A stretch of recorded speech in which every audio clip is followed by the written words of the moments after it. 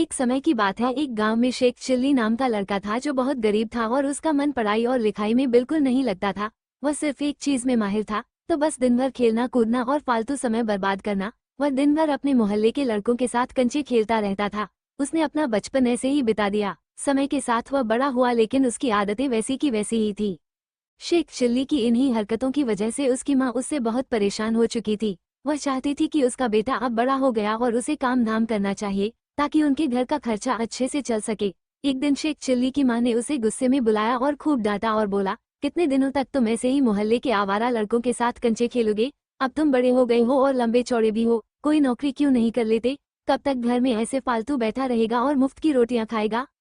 अपनी माँ की बातों को सुनकर भी शेख चिल्ली ने कुछ नहीं कहा, बस उनके आदेशों का पालन करते हुए अगले दिन नौकरी ढूंढने के लिए दूसरे गांव की तरफ निकल पड़ा। शेख चिल्ली के रास्ते के लिए उसकी माँ ने थैले में 7 रोटियां बांध दी थी, ताकि जब उसे रास्ते में भूख लगे तो वह कुछ खा सके। आधा रास्ता ही निकला था कि शेख चिल्ली को भूख लगने लगी। वह एक कुएं के पास रुका और अपने थैले से रोटियां निकालकर खाने के लिए बैठ गया। माँ द्वारा दी गई 7 रोटियों को देखकर वह कहने लगा, 1 खाऊं, 2 खाऊं, 3 खाऊं कि पूरी 7 खा जाऊं। 7 परियां और मूर्ख शेख चिल्ली। सहयोग की बात यह थी, जिस कुएं के पास वो बैठा था उसमें 7 परियां रहती थीं। शेख चिल्ली की खाने की बातों को सुनकर परियां घबरा गई। उन्हें लगा वह उनको खाने की बात कर रहा है। डर की वजह से सभी 7 परियां कुएं से बाहर आ गई और शेख चिल्ली के आगे हाथ जोड़कर विनती करने लगी कि उन्हें बख्श दिया जाए और खाया नहीं जाए। परियां शेख चिल्ली से बोली, हमें मत खाओ, हम तुम्हें एक जादुई घड़ा देंगे, उससे तुम्हें जो इच्छा हो वो मांग सकते हो, तुम्हारी हर ख्वाहिश पूरी होगी। शेख चिल्ली खुश हो गया और परियों से वह जादुई घड़ा लेकर अपने घर वापस लौट गया। परियों की सारी बातें उसने अपनी माँ को भी बताया। माँ शेख चिल्ली की बातें सुनकर हैरान हो गई थी। माँ ने सोचा, क्यों न परियों के इस जादुई घड़े को आजमाया जाए। इसी के चलते उसने घड़े से खूब सारे स्वादिष्ट व्यंजनों की मांग की और इतना कहते ही वहाँ पर कई तरह के व्यंजन थालियों में लग गए। उस रात दोनों माँ बेटे ने पेट भरकर खाना खाया।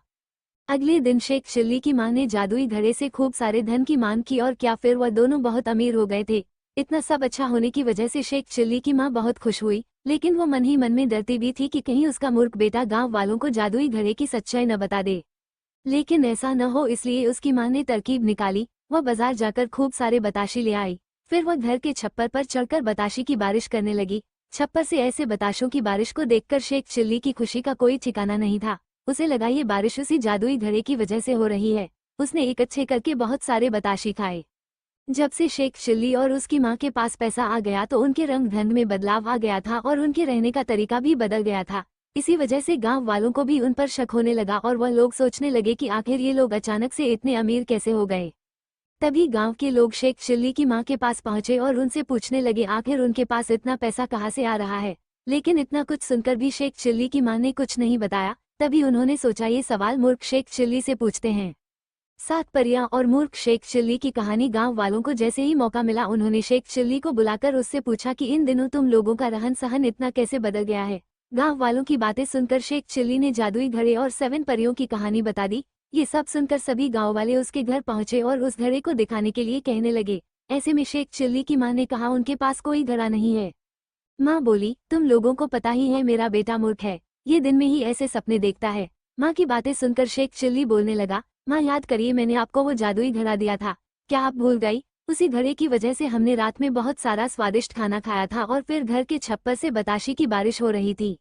ये बातें सुनकर माँ हंसने लगी और बोलने लगी, लो बताओ, भला छप्पर से कोई बताशे की बारिश होती है? अब तो गांव वालों को भी ऐसा लगने लगा कि शेख चिल्ली कोई सपना देख रहा होगा और हमें अपनी खुद की झूठी कहानी बना रहा है और उसकी माँ सच बोल रही है। इसके बाद सब अपने घर वापस लौट गए। 7 परियां और मूर्ख शेख चिल्ली की कहानी से सीख। Moral of 7 fairies and the fool Sheikh Chilli Hindi story. 7 परियां और मूर्ख शेख चिल्ली की इस कहानी से हमें ये सीख मिलती है कि मूर्ख लोगों की सच्ची बातों पर भी कोई यकीन नहीं करता है।